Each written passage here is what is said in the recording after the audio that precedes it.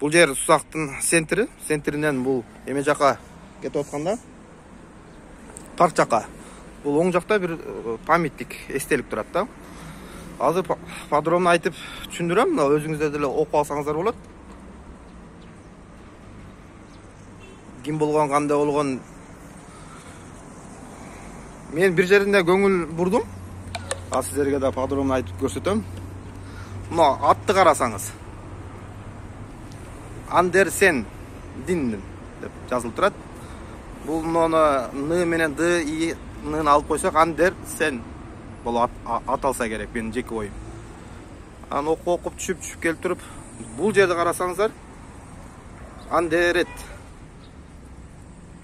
Андеретпи же Андерсенби же Андерсеби? Бул дегенде Владимир Владимирович Путинди Пути деп койгондой эле болуп калды да. Жапаровду, Садырды Сады деп койгондой эле болуп калыптыр да.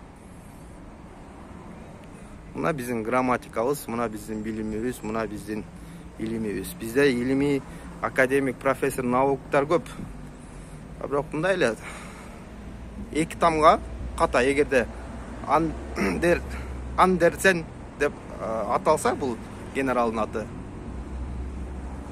Бу жерде уже эки тамга ката. Бир тамга жетпейт. Кыргызстан чудесная страна деп коет го.